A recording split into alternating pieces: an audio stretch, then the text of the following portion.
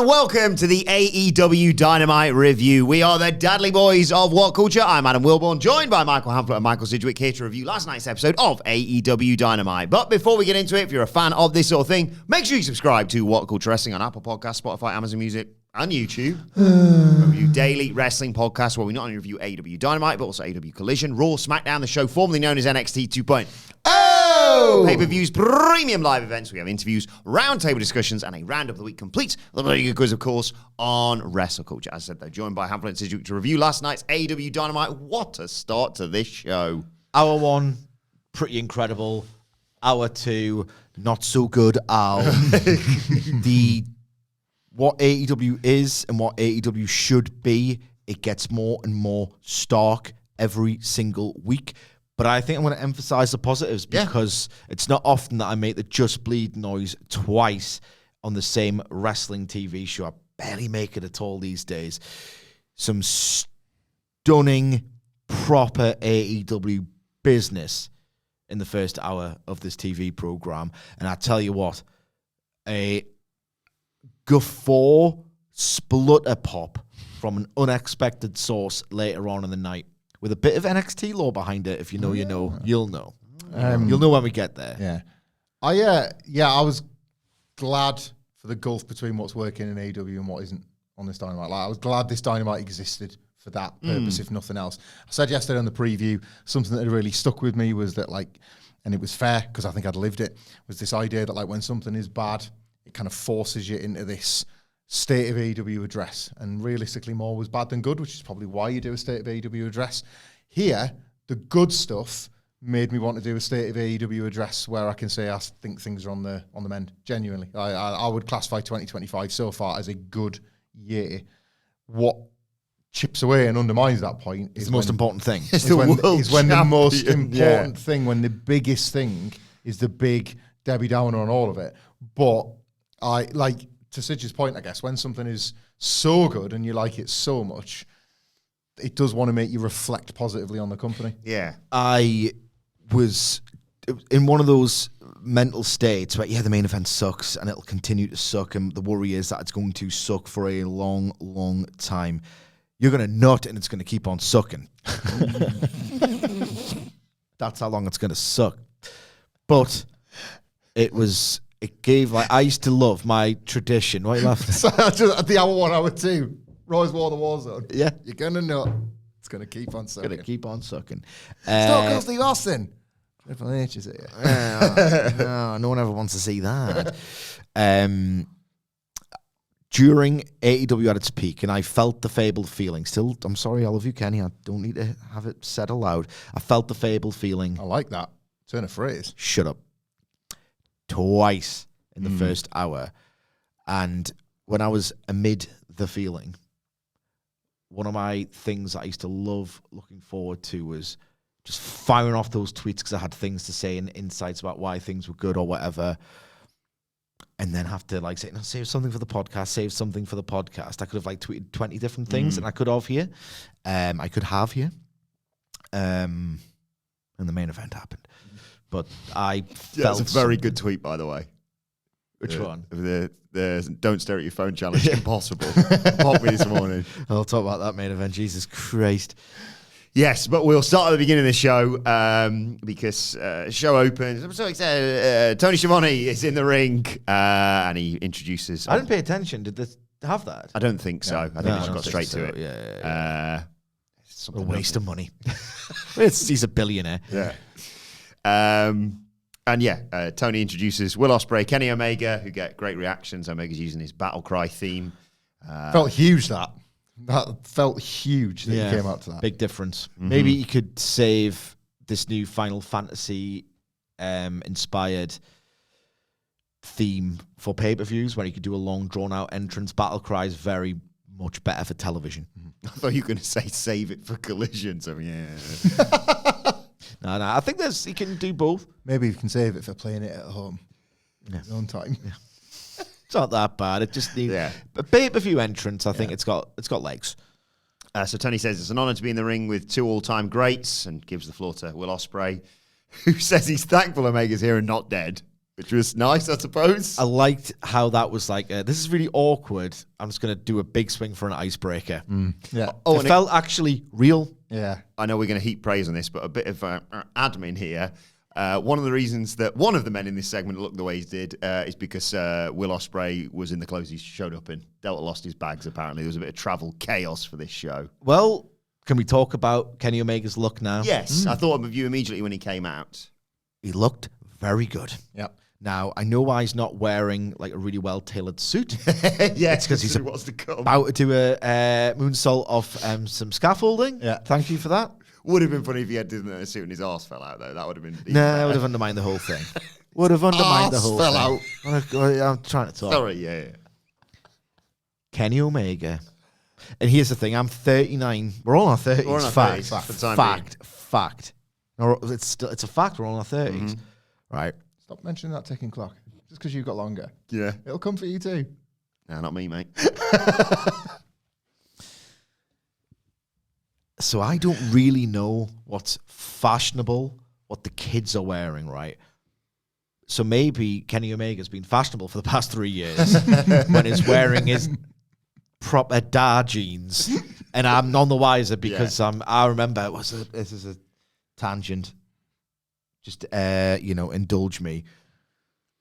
I was this is honestly about 2 or 3 years ago, and I was just with some family friends. I was just talking with the guy. I was like, God, I was just having a recollection of just on the metro platform. I was like, man, didn't realize that slim fit jeans went out of fashion. I'm still wearing them. He's like, yeah, it was probably about 10 years ago. Right, okay. But so maybe Kenny Omega wearing slimmer fitting, proper tailored jeans. Maybe it's not really fashionable, but he looked much better than he has wearing casual wear than he has for quite some time. And maybe I'm being pedantic, but these things do matter. It made me think, all right, Kenny Omega's not looking like he's just doesn't really have a clue how to dress. Looked like he went one size smaller on the t-shirt and stole some balloons. Body under there. Yeah. He looked Contours of it all. Yes. Tell you what. One thing you can say about Kenny Omega on Dynamite last night, looked great. Great for him, man. I could do some things with you. So Will says they used to throw fists at each other, but I'm no longer with the Don Callis family. Omega came back at a really bad time. Mox is taking the world title hostage, and Ospreay wants it, but he can't shake the Don Callis family, and he can't do it on his own. Omega takes the mic and just tells him to stop because he can see where he's going. I love my friends and family. He says, you don't remember the last time we faced off, but I do. It was Forbidden Door. You dropped me on my head. You nearly broke my neck. You stabbed me in the head with a screwdriver, the same one that Don Callis had used months before. As far as Kenny sees it, that makes Will Ospreay no better than Callis. And why did he even do it? Because he was trying to prove he was better than me. But guess what? I didn't believe you were better than me back then, and I don't now. It took diverticulitis and me being out for a year for people to realize who you were. But now that the number one is back, you can go back to being number two. Yeah. The answer to us teaming up is hell no, because I could never trust a prick like you, bruv. And then go to face to face. When Don Callis music hits and he walks out, why Don? Just let him fight. Obviously, he comes out and calls them prima donnas. That's basically all he can get out before Omega's down the ramp to try and kick his head in. But he's immediately attacked by Konosuke Takeshita and Carl Fletcher, and Ospreay isn't sure about helping initially. Do you want to say something there? Sorry, I feel like I was... Okay. Staring intently. Okay.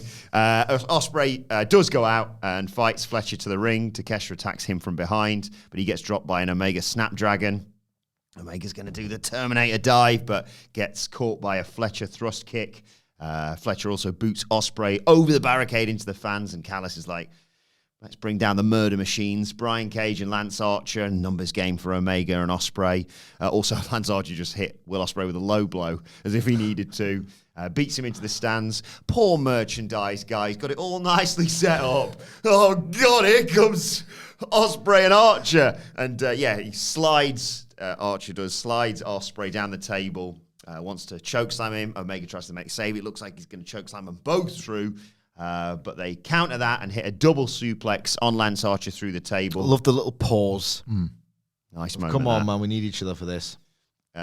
Brian Cage trash Kenny Omega. It's 3-on-2. You've got Fletcher and Cage beating down Ospreay and Takeshita fighting Omega back into the arena. Takeshita also wanted a brainbuster on the concrete, but security get involved.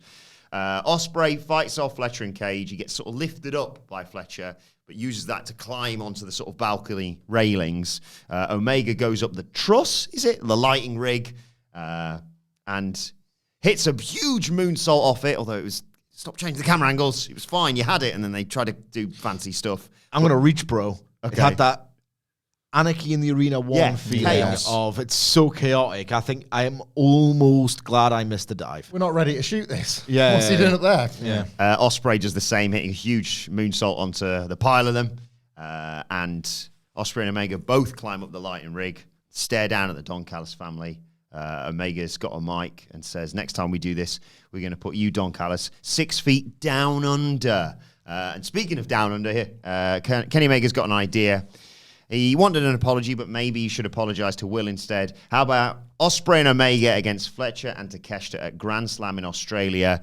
And his music hits, but he's not done. Hey, says Kenny. I know it's been a while, but goodbye, mwah, and good night, bang. Now you can hit my music because I'm scared of heights. Love that little ad lib. Yeah. Right, I've got a few minor criticisms about this that ultimately are overwhelmed by how energized I was by it and how awesome it was and how AEW it felt. One, Kenny, don't need you to say restore the feeling. I don't need anyone to say that ever again. Yeah, I messed that bit out deliberately. Yeah. Don't need anyone to say any of that nonsense ever again, even my goat. Kenny Omega's mood change, probably a little bit swift. They've told the story of, right, okay, well, we need to join together, otherwise we're both going to have our pursuits of the bigger picture, Moxley titles, if these rat bastards are just going to keep attacking us all the time, okay? I loved how were drawn together by the suplex spot. That was great. When they were both on top of the thing, and they've done the moonsaults, the dual moonsaults, as if to say, we are quite literally, through our wrestling, on the same page. Mm-hmm. I like that a lot. It was great, in fact. It was just totally exhilarating. That only in AEW. Oh yeah. Oh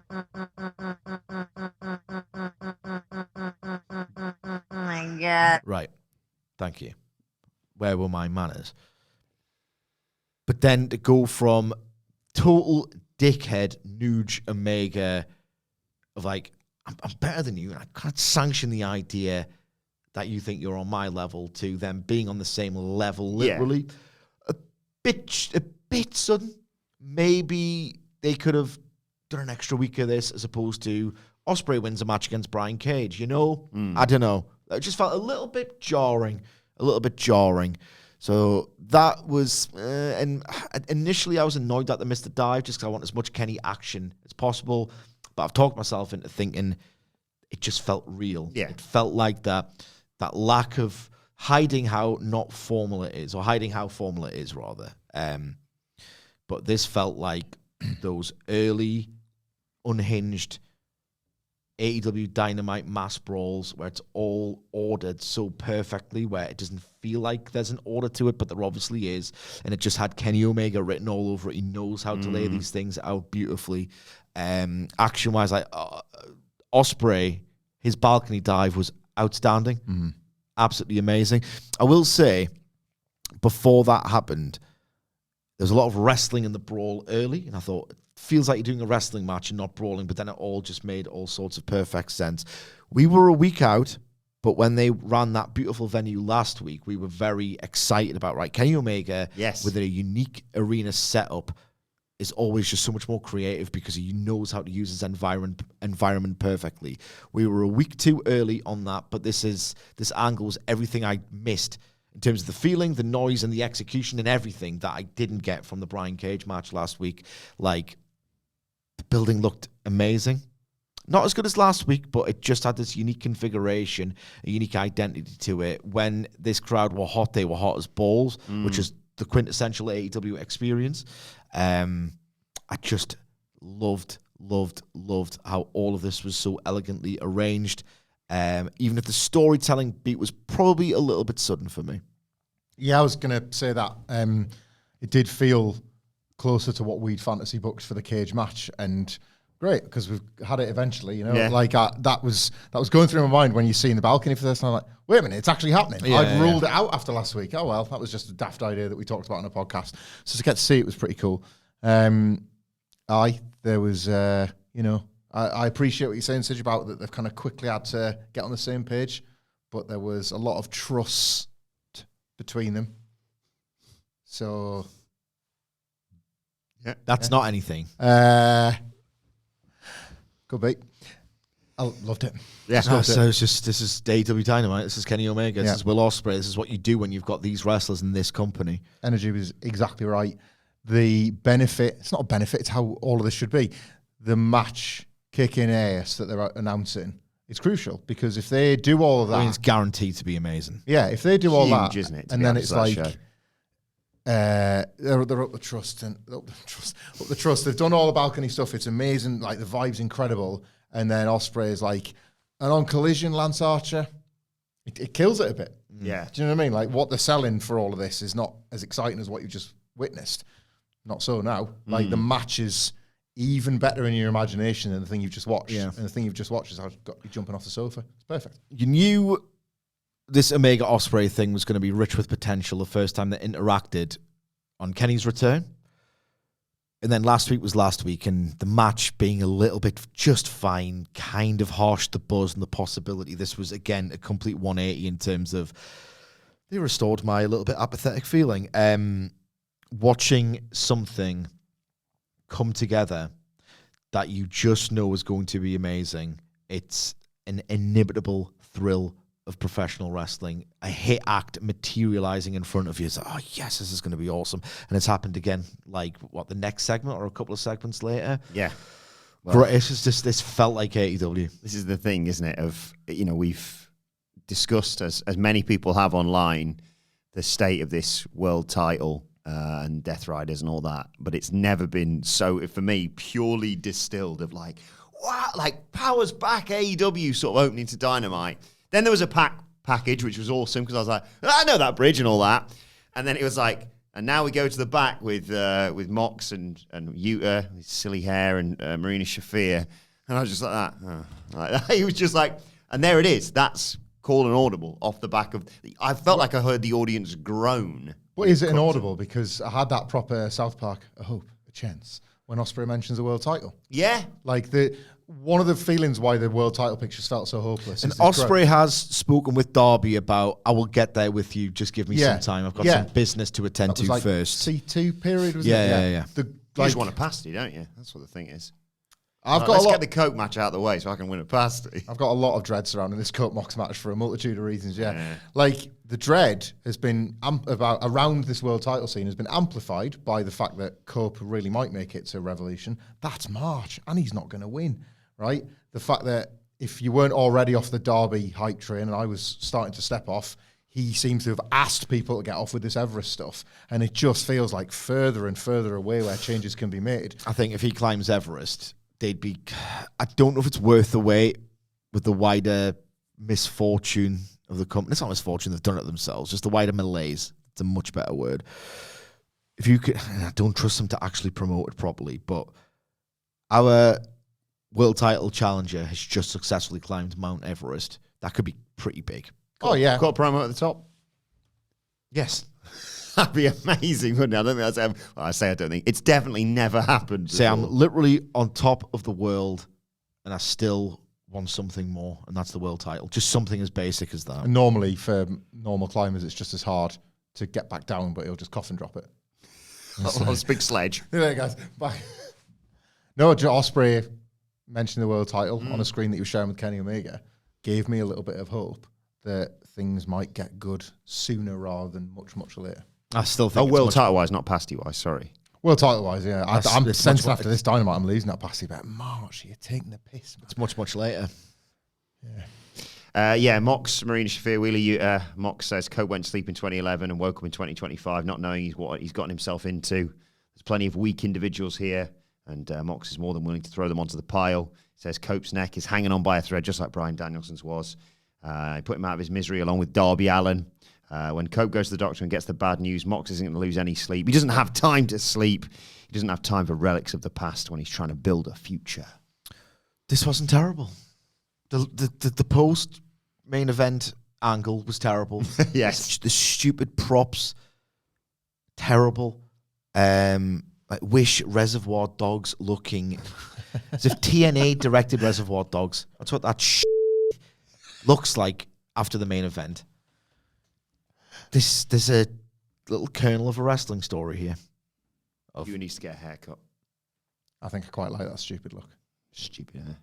You hate Wheeler Yuta. Yeah. I suppose he's doing his job. Doing that. Yeah. So, right. Tag titles on the line. Oh my Can't help, god. can't help but feel that Justin Roberts might have nailed his colours to the mast by introducing it as the Hurt Syndicate, by saying they hurt people. Bit biased there. Yeah, it is. Bobby Lashley, Shelton Benjamin with MVP, singing their praises brilliantly on commentary, taking on Zayn Quen of Private Party, the tag team champions. Fast start by Private Party, who need it, obviously. But Lashley's not having that. He just takes them both out and brings in Shelton Benjamin. But they come back with a silly string and a neckbreaker senton combo. Benjamin kicks out at one, though. Lashley also eats a cutter on the apron. Benjamin gets low-bridged, and they try for their double dives and just get caught and hit with overhead belly-to-belly throws. Oh my god. Yeah, I've got a hard on watching this. Benjamin sends Zay, I think it was, into Lashley, who just nails him with a spine buster through the table to take us to a break. When we come back, Mark Quinn, understandably, flying solo with Zay recovering and being checked by the doctors. So Benjamin just chucks him. Barricade, edge of the ring. Barricade, edge of the ring. Crowd's loving it. Benjamin's loving it. The crowd is loving it. It's like, it's gladiatorial. yeah. Out for blood. Yeah. This is pro wrestling, baby. Zay comes in, though, makes the tag, hits a pop-up drop kick. Hit a diving flatliner after Benjamin missed a dive. Quen hit a 450 to get a two count. And then Bobby Lashley's right, enough of this. In he comes. Huge spear to Zay to get a 2 count. Oh my god. I say a 2 count. Mark Quen has to dive in to break it up. So Benjamin just starts suplexing Quen around. Lashley hits another. Oh my god. The angles. The roars after. Yeah. Lashley hits another spine buster. There's a step-up knee from Benjamin, and then Zay gets turned inside out by a Bobby Lashley spear. 1, 2, 3. New tag champs. Oh my god. My second favourite match of the year after Omega Gabe Kidd this. I couldn't have... This is just so amazing. This is such an amazing experience. Like a crowd desperate for that title change, knowing what had to be done. Just enjoying real brutality. It felt like there's a lot of... Every now and then, Shelton Benjamin, we've talked about him at length, we're a little bit lower than consensus on Benjamin, myself, and Hamflet, and then tonight he just enters this performance, and it's awesome, where it's well-crafted violence that doesn't give you that, oh, Jesus Christ, like, feeling in your stomach of someone's in trouble here, and then Lashley and Benjamin both, they just looked like they were hurting them. Like, we hurt people, and that was the story of the match, and that's all it needed to be. That dive from the catch and those dual suplexes, and then Benjamin, was it Quen he had? And he was just into the barricade. And the crowd were like, do it again, that was awesome. And he does it again. It looks like he's got no regard for his well-being whatsoever. Get the in the barricade now. I had a hard on.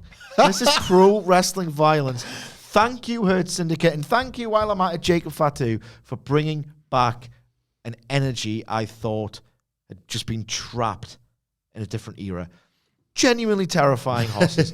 There was a noise made. Those suplexes that Lashley hit as well, like the angles were just disgusting. And then I love it as well, like you've just come the closest you can to the perfect suplex, and you're really playing with fire with how far you've taken those suplexes. And before you can even realize, did I do that safely? Just getting up and roaring, just getting up and celebrating. Like, yeah, we hurt people. If you land on your head, so we're about. And then when he hits the match-winning spear, wonderful bump by Zay, and like Private Party did their jobs perfectly, absolutely perfectly. I did sense a bit of boo-boo face on Zay on the. Did you notice this on the ring end? I didn't know. Just a little bit. Just I think if you wanted to be generous, it was a little bit of like, well, we have to be determined. Yeah. We can't play Like, are the shot-having, ultra-cocky guys who are going to win the match? We're in for it, yeah. Or it was job face, who knows. His bump for that Lashley spear was awesome. In the crowd, I don't even think Lashley's got the best spear at the best of times, but when something is so heightened in that moment, and this was the most perfect version of itself, like, people fill in the blanks of their imagination, and I think Zay did the hard work of not the best spear in the world by, like, his tiptoes were touching his forehead. That's how much he was folded over. This crowd kind of went, oof. Like, you don't hear those noises anymore. You hear very performative, yay, oh, this is awesome chants. Yeah. It's just like people wanting blood to be spilled, people broken in half, like utter joy and violence. Benjamin and Lashley in this match were absolutely awesome. Like, it was Hamflett who pitched this idea of them being, oh Christ, there could be new road warriors again, and it's these two. And they just fulfilled the prophecy to absolutely immaculate effect. Watching that going, who's going to stop them? Exactly. Yeah. Then that's a good question. I'm glad, because I'm going to segue into my last point. This was so perfect, and this could be so perfect. If this meets its potential, and you build an act in the background, maybe the Hounds of Hell of Brody King and Buddy Matthews, and then just have this for 6 months, just 6 really gross, violent months, and then have an equally powerful, or like almost equally powerful team go up against them and have a war. This could be one of the best developments in the history of the AEW tag team division, and it was dead this time yesterday. Old money Absolutely awesome, this. Like, old money AEW would do that on purpose. Yeah. Launch the Hounds of Hell on the same night the Hurt Syndicate win the belts. Like, that would be like, that's symmetry. Yeah, when you could fantasy book in a way that had, like, a very good chance of it being seen through. That's it could be that. This is magic, isn't it? And with Sidge, in terms of the... Sorry, one more thing. Hey! The level of praise as well, way up there for the best thing you're going to see this year so far. I know it's only January, but standards are high now. The table breaking, like, that table has actually got a bit of credit in the bank. It doesn't always break. It's a fairly sort of sturdy table. There's been a few misfires with it over the years, but seeing it break, and obviously being set up to break, just like serviced the atmosphere. You know, like, when you're having like a really energized weapons match, for example, you want the props to work. Yeah. This wasn't a weapons match, but it had the atmosphere of that, had the vibe of this like death match, and then better than most weapons matches. Yeah, loads better than like kicked ass. The Hurt Syndicate's fists and moves are better than boring plunder. Like, I'd rather see a Shelton Benjamin thrust kick than a kendo stick. Yeah. His running knee as well. Yeah. Just everything was in the right order. It was sequenced mutilation really well. And I think explaining all of this first, before the broad takeaway from this first, like, what are we talking, like half an hour? 40 minutes of Dynamite, whatever it was. Like, explaining why. This might be the best 40 minutes of Dynamite since, like, 2022. Like, in ages, yeah. Like, we'll analyse the whys and the hows first before saying, like, it sometimes is as simple as satisfying your customers. What was this 40 minutes, if not satisfying your customers? And they're telling you so with their noise and their enthusiasm and their investment in different ways. Like, they were engaged in that opening brawl in a very different way to how they were in this tag match, but they were engaged. And that, as much as anything, as much as the sheer quality of the segments and the wrestlers and the performances within them, everything was elevated by feeling like this, loud, small, intimate, cool building audience were plugged into this. Because we've said it isn't just a matter of smaller buildings and smarter bookings and things like that. It's a matter of figuring out what these people that do go to these shows are even looking for. They're not necessarily a guaranteed hardcore sect. They could just be people in town that have got some cheap tickets to wrestling. So it's really hard. I use the example of Raw in the Manhattan Center. If nothing else, you had a crystallized WWE audience that wanted WWE, all 1,000 of them. That's not been the case with the smaller AEW buildings. That's a harder puzzle to solve. This was like satisfied customers watching AEW. I think, like, it's been missing. Surely, I know it's an age of tribalism, so this is a stupid thing to bring up or even say. This is universal professional wrestling. I don't believe you if you didn't like it. Yeah. I do not believe you if you didn't like this. It was awesome. Yeah. We go backstage where the rookie Tony Storm is there with Renee Paquette. Prior to this, we had a video package on Mariah May and Tony Storm for Grand Slam Australia, talking about their history. Can't wait to meet Tony Storm on Collision, says Mariah May. And then Storm is with Renee. She says she's looking forward to Saturday when Harley Cameron interrupts and wishes her good luck. And Storm says, there's no reason you can't wrestle in Australia too. To which Harley says, really? And Tony says, yeah. I know a lot of people think you're a bit of a boggin, but mate, you put on a hell of a banger for two Sheilas farting arsing around in less than budgie smugglers, don't you reckon? And then when you snagged that guitar, I thought, good on ya. And Harley says, oh, cheers, mate. You know, I'll admit, when I met you at first, you were a bit of a dag, but you had one bloody ripper of a show, and I thought, good on ya. That's the type of Sheila I'd do a shoe with, you know, if I wasn't off the grog. And Tony says, mate, see you in Australia? Harley says, yeah, see you in Australia. Yeah. Renee Paquette has no idea what's going on. So, in a subversion of something that you're fond of saying, you could say that Tony Storm does have a f***ing mate. Correct. Correct. I like the show this for me. I was just going to say, I watched this and thought of you, so apologies to our Australian listeners, viewers, and indeed Tony Storm and Harley Cameron, because I was just thinking, oh, well, great, that's Will Boy get a second voice. I was, I said, oh, we're going about 11-ish. I was verbatim writing this down. Yeah, 11-ish is always 10 past 11. He's not very punctual as Adam Wilborn. Built nicely something later this as well, didn't it? Yeah. Then Alex Marvez is backstage with Jeff Jarrett. Karen shows up. She says, you're getting down in the mud with MJF last week. That's not who you are anymore. I don't like it. He says, yeah. I've got this. Gives her a kiss and heads out. Says, it's great to be back in Knoxville, volunteer states. He was trying to gather his thoughts, and he thought of Jerry the King Lawler. He had You know, I was accused of being a misogynistic pig last week, and I just want to say, I really like Jerry Lawler. Jeff, what we doing? What we doing, Jeff? He talked about It's in Knoxville, isn't it? They're chasing Tennessee. Yeah, I mean, these people probably don't... I'm not. These wrestling fans that might not have even seen a worked punch, let alone have an adoration of Jerry Lawler. Yeah. But yeah. It's 2025. Jeff talks about having a tag match early in his career, facing two guys who were beating his ass, literally and verbally, and then Jeff threw some of his own back, and he got back in the dressing room, and Lawler got in his face and said, Jeff, what the hell are you thinking? Don't ever get in the gutter with your opponent. He says it's good to be back home and remember who you are. MJF, you're going to find out exactly who the last outlaw is. Max, we're going to set in this southern style somewhere. Sorry. No lights, no camera. I'm going to take your ass out to the woodshed. But he wants to talk about the fans who gave him the juice to get into the Owen Cup last year. They gave him the gift. The gift is that a 57-year-old man can still become AEW World Champion. John Moxley, get your ass out here. Let's have a chat. And Death Rider's music hits, but no Mox. He's attacked from behind, is Jeff Jarrett, by Claudio Castagnoli, who says no one gets to Moxley without going through me first. And he has one piece of advice for the last outlaw. Stay out of our business. He goes to leave, but Jarrett recovers and tells Claudio he's going to have to kill him to stop him.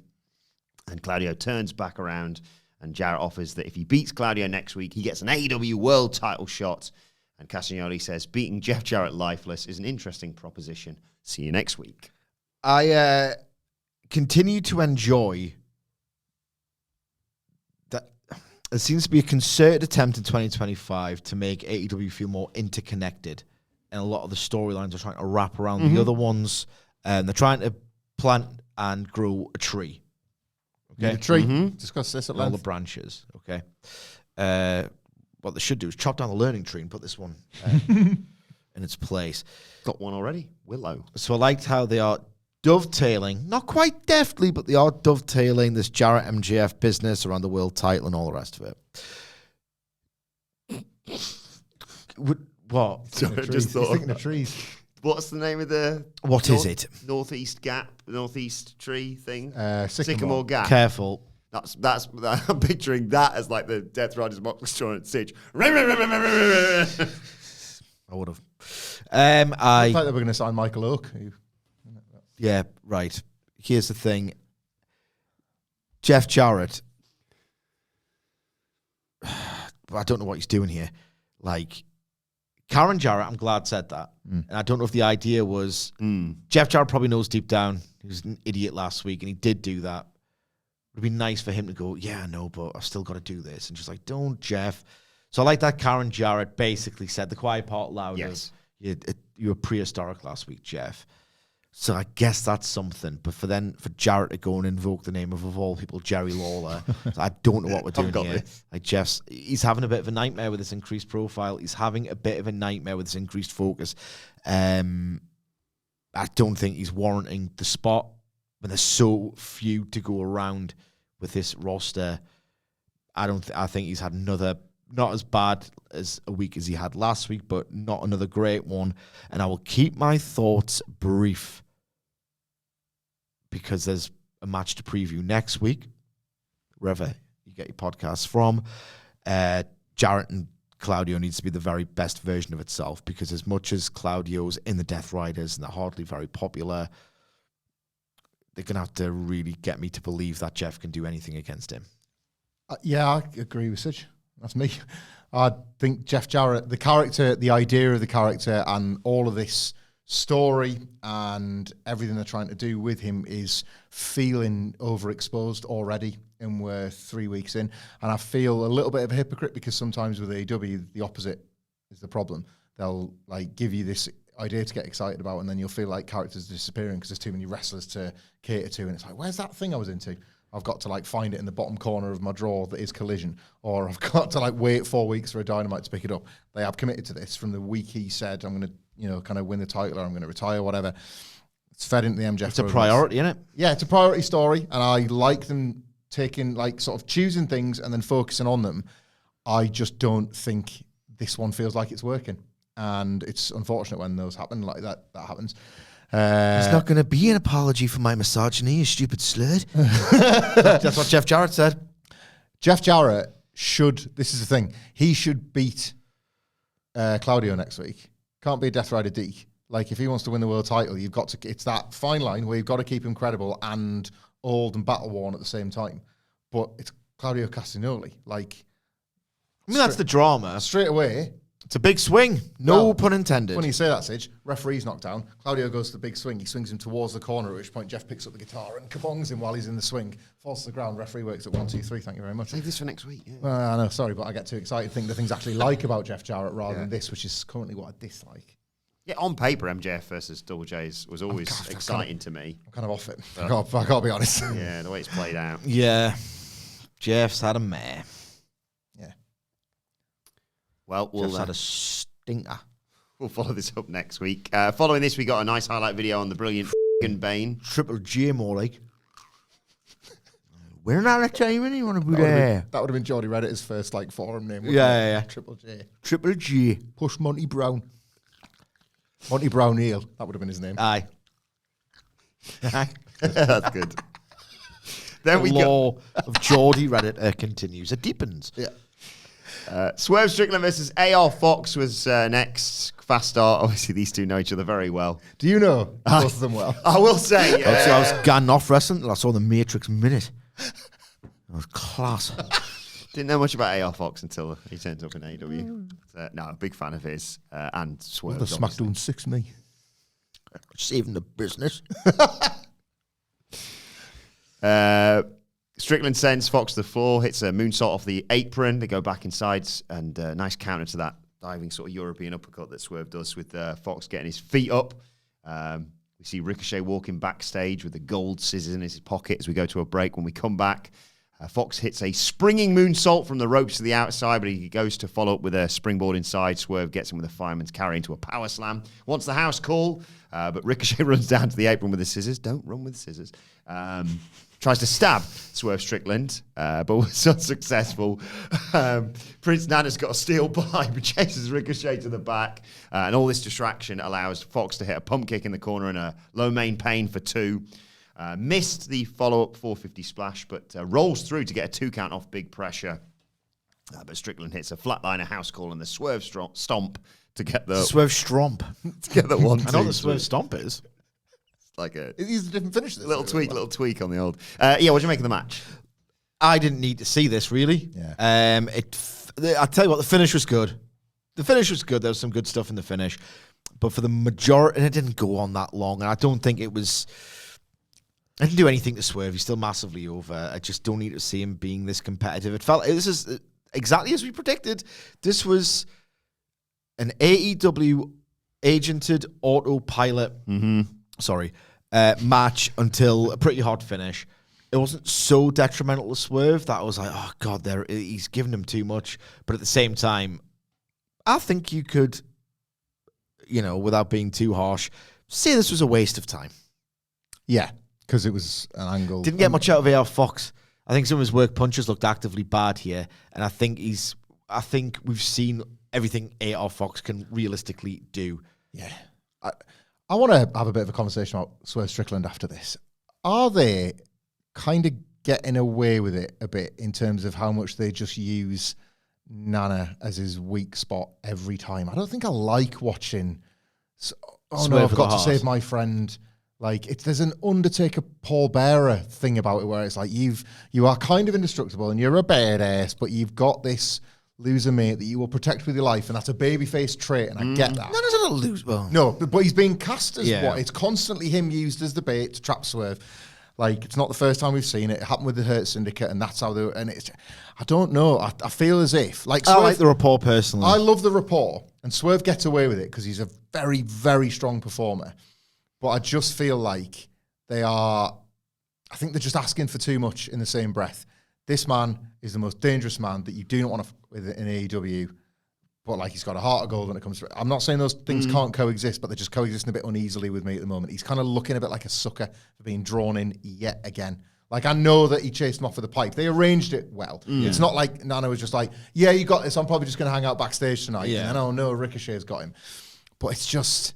I think I'm worried that it's looking like his weakness, and the real title chasing Swerve Strickland would deal with that weakness by battering him. Would be like, you know what, you're forcing me to run into trouble. I'm going to have to take you out. And I don't really want to see them split like that. But I don't know. I watched it and I was like, yeah, you're going to save him again. Bloody hell. That allows them creatively to justify making him look dumb and soft. Yeah. I don't mind because I've got enough belief in Swerve and how he can handle his character that he's going to do an incredibly awesome thing to Ricochet. He's going to outsmart him. Yeah. I think it's next week. Yeah. Maybe it's because the toilet paper one was a bit the last time he did it. Maybe that's what it is. Maybe I'm just need to see something really horrible. Yeah. Be awful and just because it's got to be extremes at this point. If you're going to be a nice guy to your best mate, cool. What's the absolute worst thing you can do to your worst enemy? Find that and do that. They are good friends, of course. They both came to Sweet Chin Disco last summer, which is happening again. We're going on tour. Myself and Mark Henry. Yep. Going on tour. Glasgow. The world's longest man. Because he's quite tall.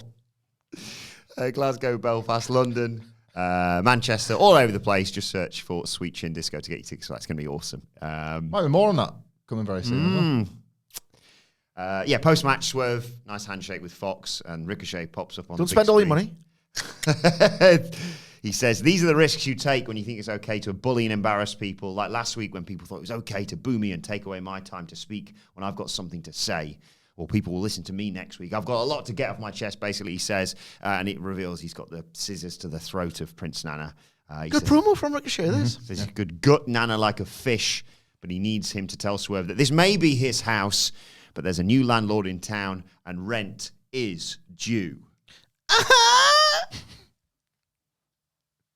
Yeah, good. Yeah, Ricochet's really good. I need one more Swerve's going to kill him angle to really wet the teeth.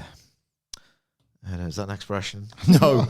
I mean, it was quite a powerful visual. Yeah. Quite a powerful visual, but it's really wet the teeth. I don't know. I just say some stuff sometimes, The teeth are the bit... Wet your teeth. Don't move me off in front of my pals. Sorry. We see all-timer Dynamite week, that wasn't it? Same promo twice and the graphic drop in the middle before the match was announced. Whoever it may be. Yeah. Collision Saturday, idiot. When else is it going to be? 5 seconds later, we realise the match is there. We're doing it again. Continue to grit your teeth. Don't stop. We're laughing at brave them. They weren't that amazing in the ring. No, but it was a long way back from that. They're out there at Wembley. Yeah, aye. We see highlights of Mox. The Undertalker. People wanting him to cut more promos. We see highlights of Mox and Hobbs, and then the face-off. 8 days a week, I hate you, because I'm from Liverpool and it's the Beatles. We were playing the Beatles before you got in this morning. Yeah. Not the dog Beatles. Yes! Hang on, there's a button for this. Bingo was his name, we see the face-off between Hobbs Ringo, and... actually. Bingo Star. That's got to be the drummer. The dog Beatles. What are the other ones called? Oh, God, right, okay. Dingo Star you could also have, I suppose. Yeah.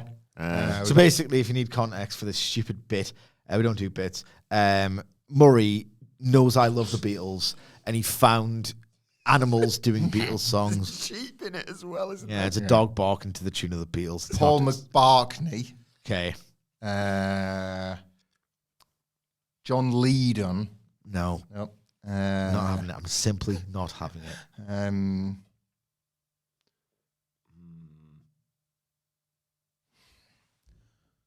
Bone Lennon? Like Joan Lennon? As we all call him, of course. George Pedigree Chum. Yeah, we'll do this later. We'll do this I was later. like, who's that?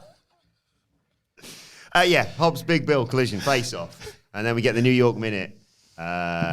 Chris Jericho says, unfortunately, the learning tree failed last week on Collision.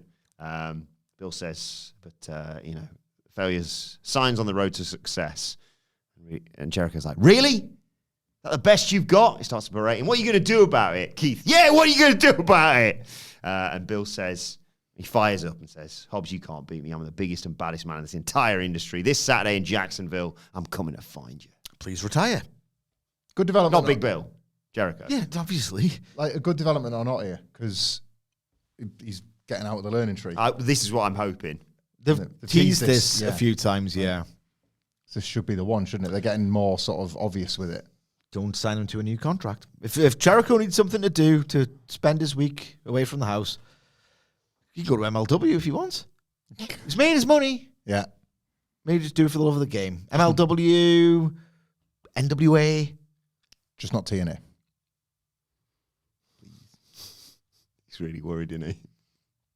I'm sick to my stomach, GR, about this deal all week. There's more problems than solutions, if you ask me. A lot more people can get in through that TNA. It's door. just going to be some odd, stupid crossovers, and they're going Yeah, I to leave know. them dry for the talent. I know. It's not really. It's not a partnership. You're Dr. Fed. You know what the procedure is. Yeah. Nice. You don't highlight the other company. Gut them. Shut it down. Yes. The biggest challenge ever. Like, nothing's been able to kill TNA. Yeah. Some losers in the ring, ready for the next match, but MJF comes out and tells him to get out of there. And tells Jeff Jarrett that he owes an apology to everyone for his actions last week, especially MJF. He says, when I said I'd help you win the AEW World title and wanted first shot, it wasn't because I believed in you, because I know you're rubbish, old, and you'd be easy to beat, basically. If you think you can actually do it on your own, you're as senile as you look. By the time Claudio's done beating your brains in next week, you'll realize it. Pro wrestling doesn't love you anymore, neither do the fans. And he reminds him sometimes you're better off making a deal with the devil instead of defying him. But I think by design, not his best work, just a bit of a sign. We are still doing this promo. Or we are still doing this promo. I think it was more to do the whole, what came next, basically. They got to get this out on TV before a pay-per-view rematch, don't they? I think. I don't think you can save that first match for Revolution. I think you want to get this one in the ring. We'll see. Didn't have like as much like what damage has last week done to it, really, because it just didn't really have the spark, did it? Yeah, I was really looking forward to these interactions, like really looking forward to them. And again, like last week started so well. And it was basically like this week's Dynamite, but in one segment. I still think they can create magic together in the ring. Yeah. Yeah.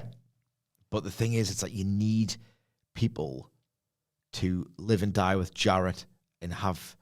if he's going to be your sentimental favourite, you need a sentimental attachment to him, and he's done everything imaginable, Jeff Jarrett, over the past 2 weeks to just kind of like take that away from himself. Immediately after this promo, though, Hangman Page storms down to the ring.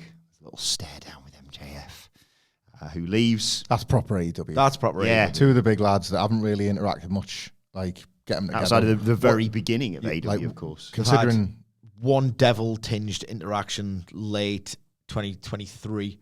Diamond Ring stuff in late 2019, maybe? Double or Nothing, last two. Yeah. Yeah. They've basically barely had anything to do with each other. Yeah. And the idea, like, when you're kind of foreshadowing at long last, like the light at the end of the tunnel with Hangman Page on the same show. Yeah. Like, and then you're positioning him face to face with the biggest heel. It's nice to think about, isn't it? Yeah. Then Hangman Page kills poor Tyler Shoop, the guy who's in the ring before.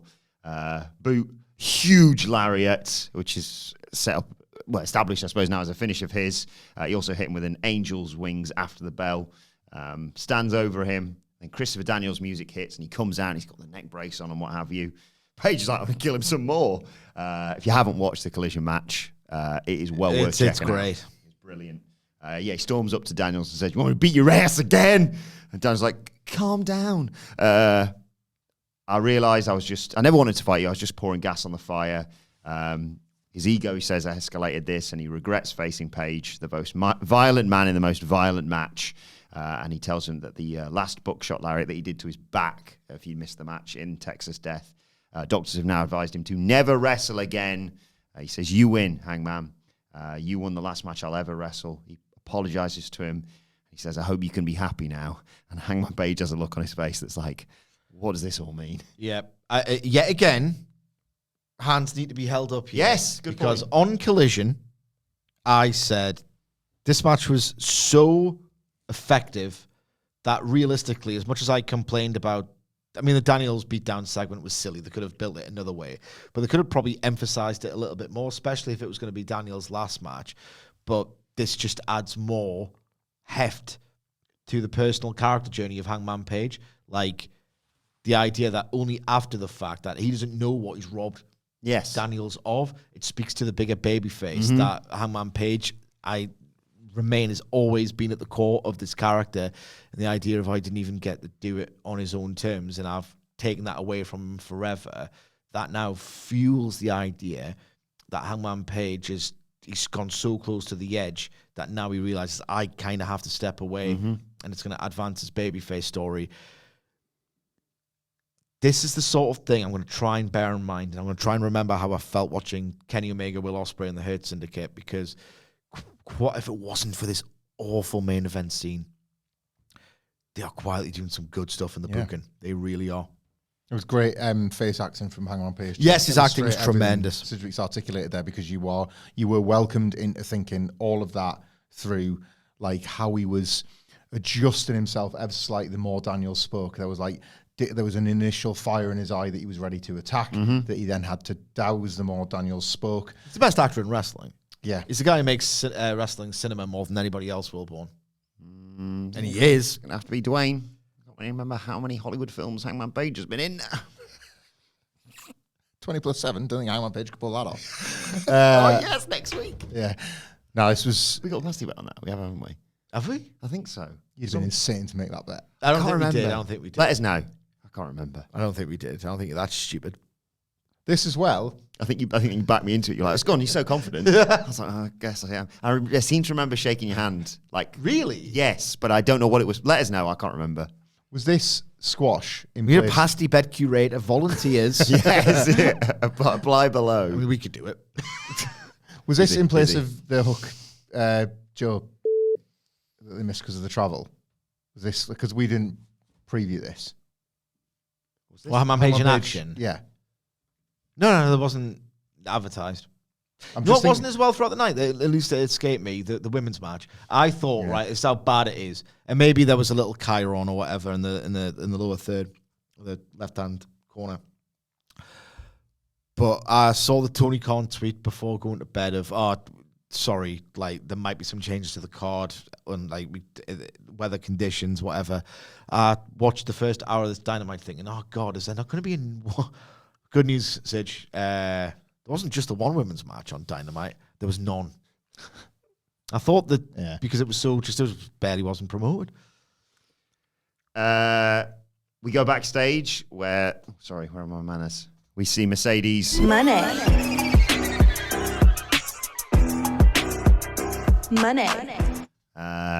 She's walking into a room that's got some balloons outside. What was with the balloons? I was so close to hating this. And then she says, Knoxville, say hello to your CEO. Renee catches up with her, congratulations. I forgot to mention, she's wearing all of the belts, all 4. Renee congratulates her on the Rev Pro win. What do you plan on in 2025? She says, I've wrestled all over the world. Now I'm going to wrestle a star. Who's going to jump on the money train? Holly Cameron walks in with a guitar and sings. I'm not going to attempt this. I went for the Australian accent. I am not going to attempt Holly Cameron's brilliant performance of the money train here. She wants her to feel the wrath. And Monet says, I wrestled the very best. You know, won a match on AEW TV, so that's a hard no, Holly Cameron. And Cameron's gutted. But Renee says it was a good song, which it was. Right, you've completely trivialized all of this because I really want to put over Mercedes Money really feeling like that dickhead Mercedes Money of old. Yeah. She's built up the catalogue of matches now, so now she can feel like this figurehead who's just the final boss of women's wrestling. It's made the difference, that hasn't it? The matches. The matches the have sharp made the difference. upturning qualities really made the difference. I saw the balloons. I thought, oh, God, not another one of these. The same. Patently fake celebrations. Balloon shop. Ding. And then Holly Cameron, I get why people like it. Maybe not necessarily for me anymore. But just getting a name out there and building up some momentum and et cetera, et cetera. Mercedes Money doing a hard nar. Loved it. Yeah. Absolutely loved it. One of my favorite things in the world. And I think, I grew up on Ted DiBiase and Bobby Heenan just being arseholes and loving it. I enjoy it so much. I do it on the podcast. Ripping the piss out of somebody and then pissing myself laughing at my own crack. It's the best. That's why I love professional wrestling. Nar. Like, she was so chuffed with herself. Did he pop for this? Not really. Not really. It reminded me of the disgusting Mercedes Money law taking the piss out of people's accents. It's just funny to me. I like the segment, though. Yeah. I liked it. I'm the same as you. I feel a bit more... Ruffling her hair. I don't want to patronise people. I feel a bit more measured on Harley Cameron than a lot of the praise I'm seeing. I like this idea as a little Grand Slam due to her. Totally. And I've actually... It's her first win there as well. Well, no, because she's wrestling Money. But yeah. Oh, I suppose, yeah. She wins to get on the card. Yes, yeah. I've got more time for Harley Cameron's matches than I think I see a lot of people do. It's like, it's amazing that she can do 24 things really well, and I think that's really cool. But actually, I'm seeing a little bit of development because she's working all the time and getting better, and that's what I like about Harley Cameron, which is helpful because she's going to have to win a match to get this match. The guitar stuff's like really nice. It's really cool. We've seen her sing in person, haven't we? Yes, she had of like course. a post-Dynamite like in Viva Las Vegas. Yeah. So it's like great that she's got all these different skills and talents that she can bring to the role.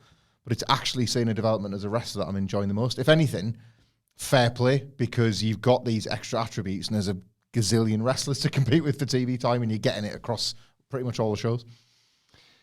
Following that, we had... Sorry, just check my notes here. I forget about this, on the reviews. I don't practice a song for the reviews. The one women's match on the card, it was Jamie Hayter Got to keep it all together, haven't you? Julia Hart. Hay gets the early advantage. They go to the outside. Hart gets sent into the steps. We'll be on the first hour and the second hour. Nah. Nah. Tony Khan slams the door. Nice. Because I don't know. Can you do an Australian no? No. No, right? No. No. That's Irish. No. No. Dag. No. Dig. No. Wreck off. No. Yes or no? That's all right. That's all right. No. There's a nice missile drop kick to get a 2 count from Hayter. Hart comes back with a charging corner lariat. Would you watch Neighbours twice in summer holidays? I used to love that. Watch the lunchtime Neighbours and then I've already seen it, but I'm still going to watch it at tea time. It's my regular routine. No, but Neighbours was the ultimate cliched first year. Absolutely caned it. Absolutely caned it in first year. Neighbours and then Deal or No Deal. Yeah. that's the stuff. 2005 was the stuff, man. Back when it was better. Killing my time with Taylor. Don't even had any goddamn channels. Still killed the time. Hart sweeps out her legs and gets a 2 count as we go to a break. When we come back, there's a big superplex for the double down as Hayter fights back. Nice German to Julia Hart here from Hayter after she sidestepped a backdrop. Does it a few times, actually. Then Hart gets up and stumbles into a spine buster for 2. There's a half crab, but Julia Hart gets to the ropes. She manages to get a flying octopus hold, but Hayter counters that into a tilt world backbreaker. There's a pull of the hair from Hart to get a crucifix bomb for 2. Back elbow by Hart, but she poses before attempting to hit Heartless, and that allows Hayter to hit the Hate Breaker and the Haterade for the 1, 2, 3. Better than the first match. I like the octopus hold reversal. There was some decent stuff here. Ultimately, it was kind of just a match, and I don't think it warrants the big trilogy treatment at all. I do think a bit of a noble failure in terms of, right, we are trying to elevate 2 women's roster talents who kind of need something to do. If we can try and fake the idea that this is big mutual respect trilogy of great wrestling, it can help create the illusion of a bench. They've got a bench, just don't freaking use it. It hasn't really been a big emphatic success, has it? No. Can we talk about the Hounds of Hell again? Because I don't think this was the best week to unveil them if you're going to beat Julia Hart on the first night you do. And do so while she's still playing like a House of Black adjacent Magic Powers character. Like they're walking under a tunnel with a dog. They're basically like the Death Riders you're supposed to like. I'm already a bit bored by the narrative of we're harder than everybody else. John Mox has killed that. So I actually don't think the Hounds of Hell had the best rollout, even though I get the vibe and the aesthetic will pop a lot of people. And the wrestlers involved as well, I should point out. A lot of credit in the bank with all 3 of those. And people like dogs. But And you now hate dogs. so I'm Lifelong hatred of dogs. My bias should be against Hounds of Hell, but I like it in principle. But I don't think simply being hard is now enough because John Mox has killed that energy. Yeah. You gotta have something else, and then the last thing you need is to be like it's a sequencing issue. I think like losing straight out the gate. That stuck out to me a little bit. It's like, is this just another kind of cool vignette and a kind of cool half-baked idea that then inadvertently falls at the first hurdle because of a little situation? Probably not, because it's Brody King, like, I think has got, like, and always did have way more than Malachi Black, but I just wouldn't have booked Julia Hart to lose here. No, I've got a funny, cynical feeling about all of it, but the good news is that I've been cynical about AEW recently, and I think it's all warranted in the main event picture, but there's been lots of nice stuff that I've been cynical about, and I've had to hold my hands up, and I love doing that. My initial, it doesn't really feel like they're going to be this incredible force because it's just the rollout's been so bizarre. Like, hey, you're quite good, you. Don't worry about Malachi going. He's pretty good, you. They're getting little broed. Yeah. You can't little bro Brody King. That's stupid. Even the promo was a little bit like, we're not going to listen to the suck ass anymore. Like, Yeah. they couldn't name him, but There's been a voice overpowering them for years, but they will rise together now. Now there's no leader. that's no one above that. it's a little bit of a sideways burial ski on their way out. Like I tweeted this, right? But, like, do you even have to acknowledge that Malachi's gone? This audience is smart. They know what the deal is. Just rebrand them the House of Hell. And say, all right, you don't have to do these weird narrative steps they've taken to write off Malachi Black instead of him just doing a job and just not making it about him, which, I mean, maybe he volunteered to do it and they just didn't have the time. Just ignore Malachi outright. Just ignore him outright, because what you're doing by saying, you don't need him anymore, it's just inadvertently patronizing the rest of the stable. And as I tweeted, I wish it banged a little bit more, to be honest, is that, look, he can just... terrible supernatural characters can simply disappear without explanation, and people just live. I did 1993 with Papa Shango. It's good. Malachi Black's almost as bad. Do you think Regal got on the phone? I'll tell you how to get out of that company. You get to lose and win, and then win again. Rip the bloody piss out of them. See you in a few weeks, Alistair. We've got the pallet lifter ready for you. Well, Alistair Black. I'll put a cup of tea on for you. Well, I hope it's tea. The WWE I've got a great history with that. return House of Piss. That'll be good for the content, him coming back. Yeah. And you know what? It'll also be good for the discourse. There'll be some absolutely deranged fantasy booking that I look forward to mocking. Post. And I'm going to laugh at you and your misfortune. Potentially. I quite like that brief run in it. I don't go in for those characters at all, and they did a good job with him first time round. And then I didn't even like Tommy End. I don't like his character. I'm not a big fan of the wrestler. It's like, it's not bad, this. I really like the wrestler, but now he's washed, so. That theme as well. All right. Chicken. Yeah. Hater cut a promo post-match. Put the creaks on the... Those are his bones. Yeah. I need some now. She's not someone to butter someone else's bread. My back's not injured. She has a heavy respect. How's his bad back? She respects people like Hart, though. People who do what they want to do, move to the beat of their own drum, spitting crap in her face, trying to kill her with an arrow. That doesn't... My neck, my back's not injured. Why would you say that? My neck, my back. Nobody pins the house shop black. Whether Hart has two big men by her side or like now she's all alone with no one beside her, she's still a tough bitch. She's won one, haters won one. Whenever she wants it, she's all up for the rubber match. Like Bobby Fish City Jones' response to some of this. You could isolate the audio. Sorry, what were you talking about? Jamie Hayter's promo. Ah, yeah. But the fans came up enough for the, well, same bitch because it's wrestling, but also the idea of the third match. The fans responded to it. They were like kind of reacting in all the right places to Jamie Hayter, as opposed to the main event where they may as well have just left. Yeah. There's different kind of silences, and there was an audience that were listening to Jamie Hayter and waiting for something, and then what we got in the main event. So bodes well probably for the third match.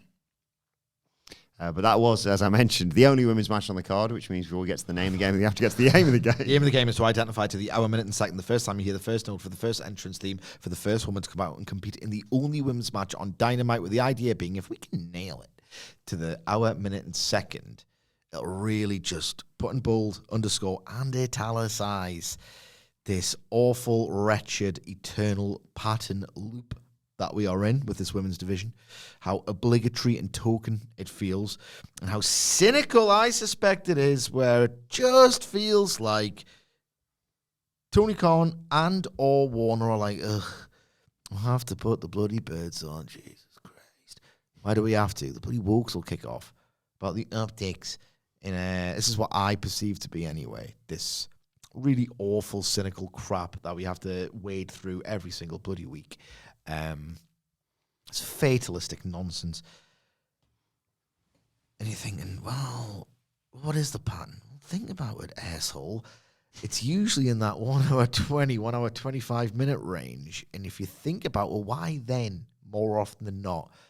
Well, if we have to put the birds on, do it just before you get to the main event. Because if you think about the psychology, they're probably thinking these viewers, oh, well, bloody hell, women are on. But we've made it this far. Let's get to the main event. Yeah, might as well just put up with this. And then the main event's not too far away. If you're thinking... God, yeah, when this scenario and then the death rides the main event, like when the women come out to play, leave afterwards. Yeah, turn it off after they got the promo. And you're thinking, well, two things, did you? One, that's a mouthful. Two, your rude colleagues have just interjected on your thing. Can you just jinglize what you perceive to be AEW's cynical thought process about its approach to booking women's wrestling? Sure can.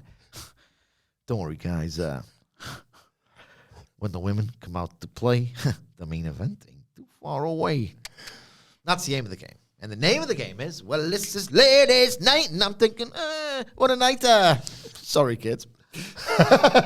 Thanks as always to the Panda Blair. I've got himself. children. Yeah. Adam Blair at Adam Wilton 4 and Jose Palomares at the Whole 11. The guys who always take care of the data. Thank you for this sort of thing. Sid, you want to run us through the guesses that we made on the Dynamite preview in descending? I never know. I'm going to learn.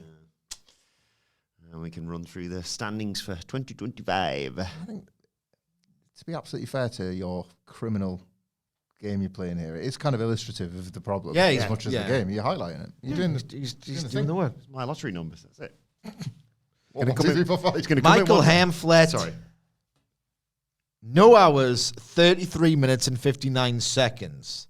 Just giving up like a bitch. He's a rage-quitting bitch. 33. How did I land on that? Didn't I say 20 plus 7? For the Wilborns thing. It was something stupid. You're just putting, you're just typing numbers. What chance have I got? Michael Sidgwick, moi. 1 hour, 19 minutes and 21 seconds. Well.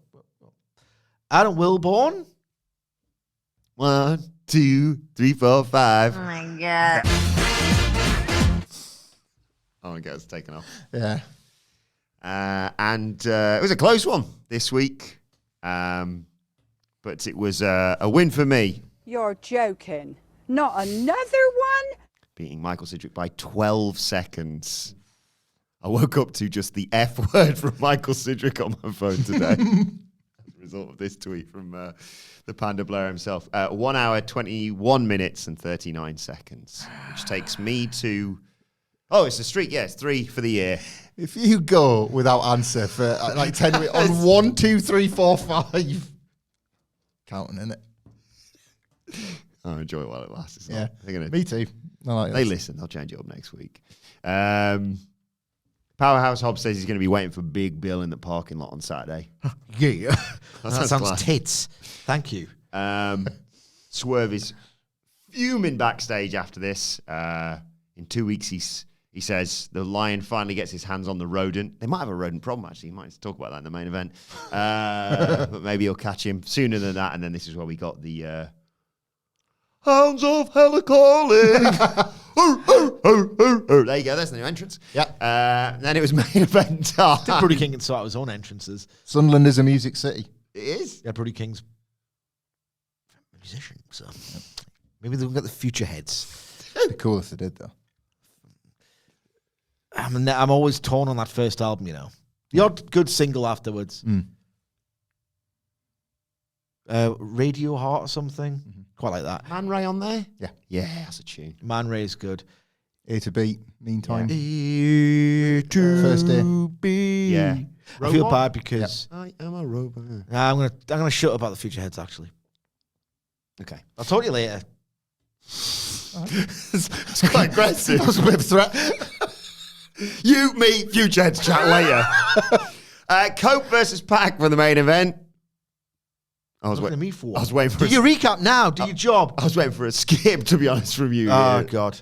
A slower pace to this one. They fight to the outside early on. Cope slams Pac into the commentary table, but Pac slams Cope's head into the edge of the ring. Referee Bryce has to check on Cope, and Pac hits a slingshot dive as we go to a break. When we come back, Cope fights back with a drop kick that sends Pac across the ring. There's a flapjack and a sky high from Cope, gets a near fall. Big lariat from Cope turns Pac inside out, hits the Impaler DDT, but he's slow to capitalize. He wants the spear, but Pac leapfrogs. Cope gets a fireman's carry, but Pac turns it into a standing brutalizer. And Cope fades, but falls into the ropes. Pac wants a gut-wrench German, but instead opts for a thrust kick to the neck, which Cope sells. There's a bounce-back German in The whole there. task of the night being, what are we working on tonight? What's sort of big takeaways from that? Your neck fell off? His attempts to illustrate his neck falling off between this and then the post-match. So you can't do that. Have you ever played Ratchet and Clank or Rift Apart? Nah. Right. So you play Ratchet and Clank, Rift Apart, and it's awesome. It's got like it's a good composite game, like it's like racing bits on, like grinding on rails. It's a platformer and a shooter. It's fantastic. And one of the guns you get is like a lightning gun, and shoot them, and then they go. And that's Cope. The referee checks on Cope, but Pac slides in for a brutalizer. Neck fell off, mate. I think it's going to be all right. Cope powers out of it, drops Pac, they reset, and then Cope hits a spear to the lower back, and then a proper spear, and a spinning TKO gets him the 1, 2, 3. Let's talk match, and then we'll talk post-match. Oh my God, if I got sleep apnea, I'd just watch Cope wrestle. My God, like, I tweeted, try not to go on your phone challenge brackets impossible Oh my god. Brilliant tweet. about this match because, oh my God. So I, like many people, and I've talked about this on the podcast before, I hate myself for it, but I've got this thing glued to my hands. I'm addicted to it. And when you're watching, first 5 minutes of a main roster WWE match, you're like, oh, just have a quick little look at there because it's not really meant for the wrestling, and there's not many cool little details or limb work that's going to, add up to like an enhanced experience down the stretch. It's pretty McDonald's, the WWE main roster style. So I feel like I can do that and get away with it, but I don't want to do it. Is there anything I've missed? Have I missed the intricacies of Ridge Holland's performance? No, he's just the worst bumping feeder of all time, and he's just slapped on a chin lock, halfway in what we're doing here. So, but I've got a new thing.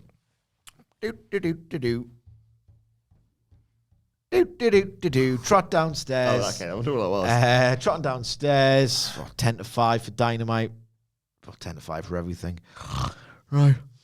And then watch it for an hour. Make a cup of coffee. Watch a second hour. And so my new thing is like, I got my phone. So, I gotta get off that phone. Aren't you afraid of like spoilers as well? Or do you just... I'll just go on like transfer news and that. Okay. I'm on Twitter. Right. BBC News, BBC Transfer News. Coffee websites. You what? Coffee websites. I do my research. Do my research. There are like Pornography. Newcastle Twitter followers that'll go on like the actual specific profiles. Avoid the and wrestling stuff. crap. There's lots of stuff. It's Right. my phone. It's in there, for God's sake. Instagram Reels. It's usually what does it these days. Yeah. But now what I do is I've got a little downstairs blanket, drape it over my knees. Dre? No, because I want my cat. My cat sits on my lap. Of course. Great. So get my phone, wedge it right underneath the couch. Proper hide it. Proper Yeah. hide it from myself. I was like, yep, I'm Hurt Syndicate class feeling. It's never coming back until they're good for 6 months, but this is a little sample of the feeling, And then without even thinking, I have to watch Cope versus Pac. Within a minute, give me the old and then I just get the phone, and they're like, yeah, that's a funny reel. Oh God, I've got to watch this.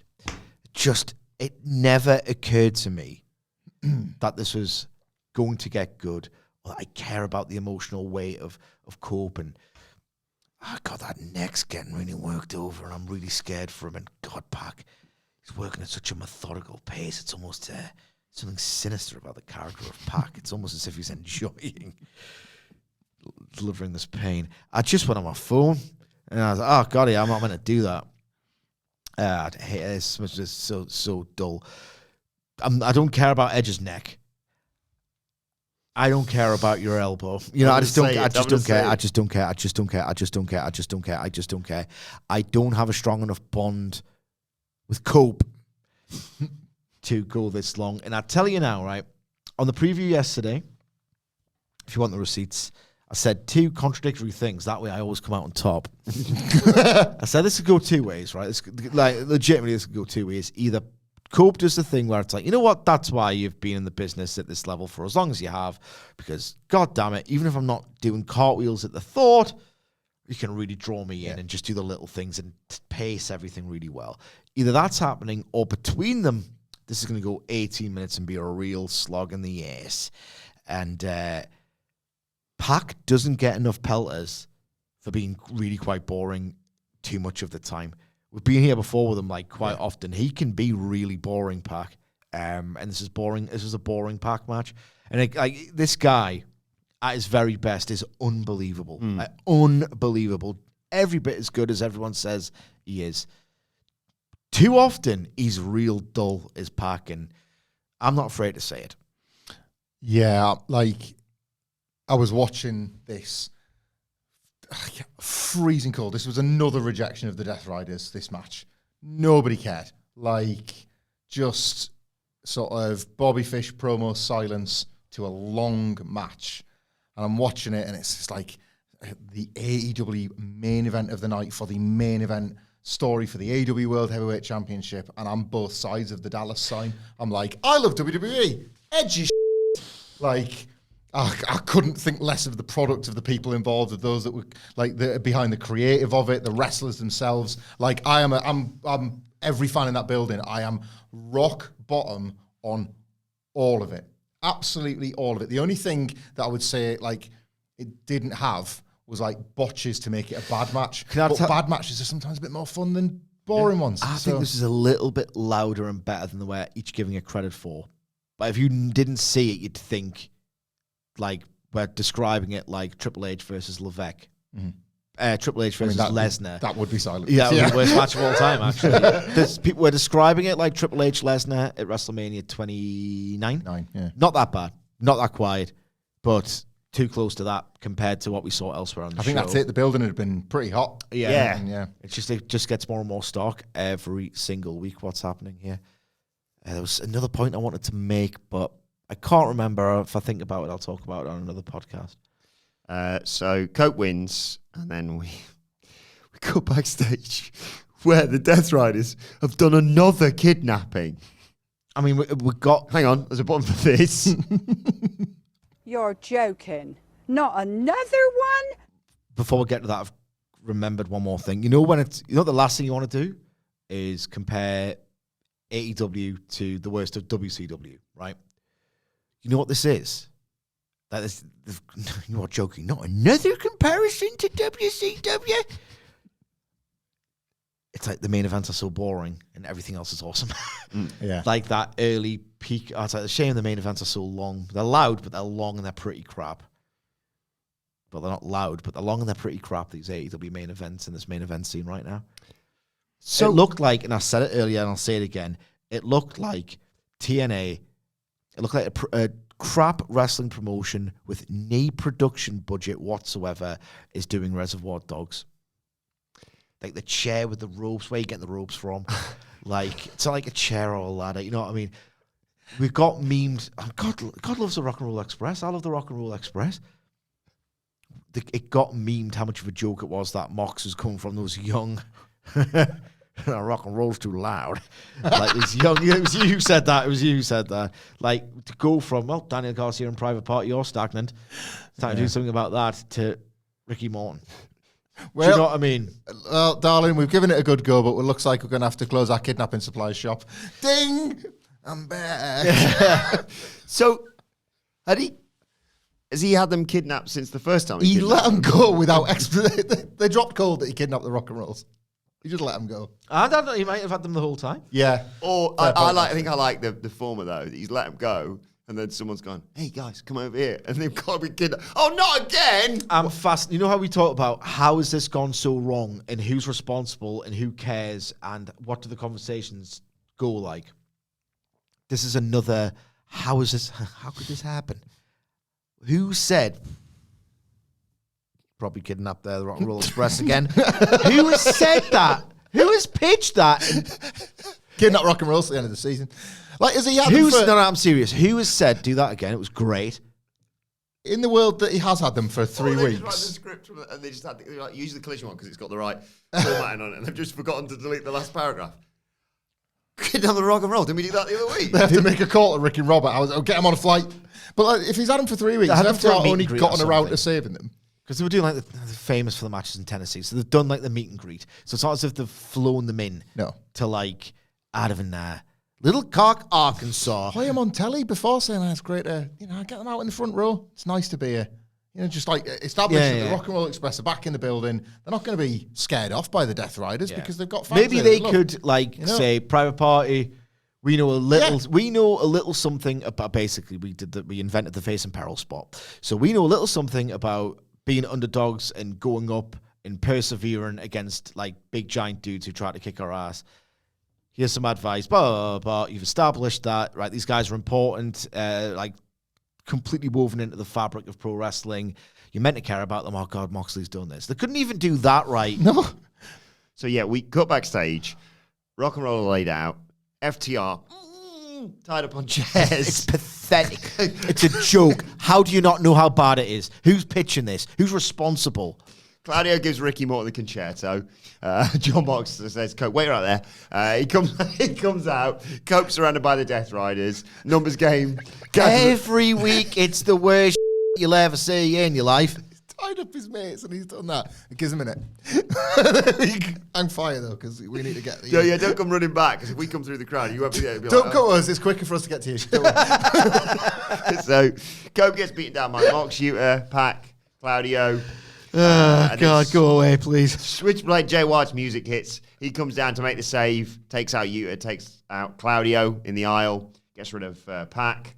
He's going to hit the Blade Runner on Mox, and then Yuta hits him with a low blow. And he gets crap beaten out of him as well. Mox puts a bulldog. Brain slam. That's how, when I knew that's when you win in the pasty. It's corned beef. Corned beef for me. Damn it.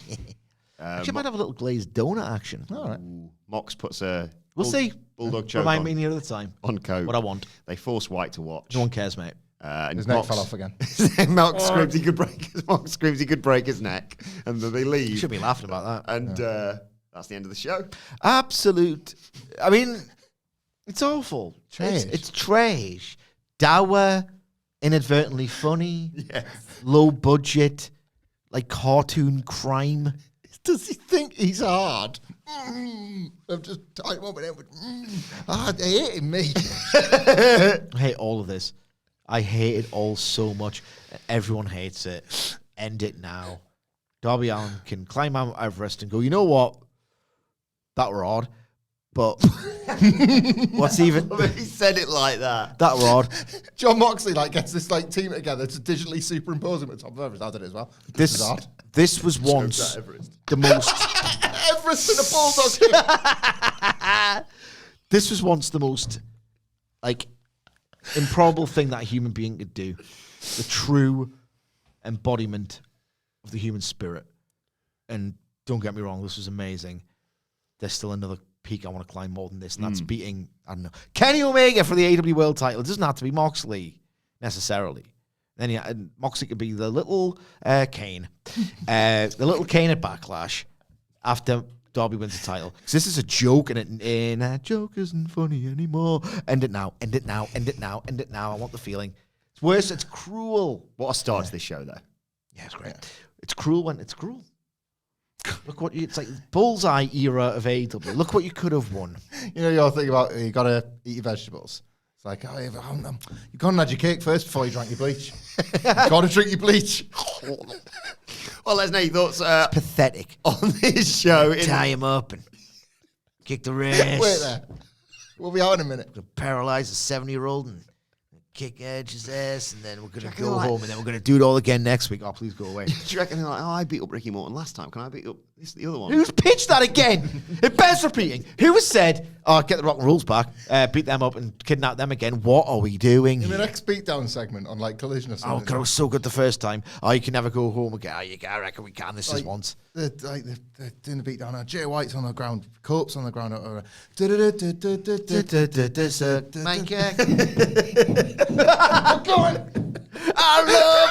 this business. I don't care about nothing no more. They do the big rig, but in the chest.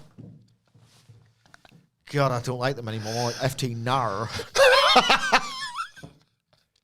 So they need to grow up then, maybe. Well, Dax Harwood specifically. Well, let us know your thoughts But get it, you like wrestling. God damn it. on AEW Dynamite in the comments or on Coffee, X. I'm not going to it. I'm sick of all this. These absolute business loving, we want to save the business, but business respecting losers. Just show me something and stop telling me, God damn it. You can also let us know your thoughts on X at WhatCulture WWE. You can follow all three of us. You can follow Michael Hamflet at Michael Hamflet. or Michael Sidgwick at. I'm Sidgwick. Follow me at. So I was going to Adam emphasize the positives, and I got reminded that who's booked the Rock and Roll Express to get kidnapped again. I was so good the first time, man. Really good Dynamite. Yeah. Mostly. Subscribe to WhatCulture Wrestling wherever you get your podcasts from for daily wrestling podcasts. The Death Riders come out at night. The Death Riders come out every Wednesday and Saturdays and do the same shit all over again. Mostly. Death Riders kidnap pensioners, mostly. But now this has been the Dynamite Review. My thanks to Hamlet Sidgwick. Thank you for joining us. And we will see you soon.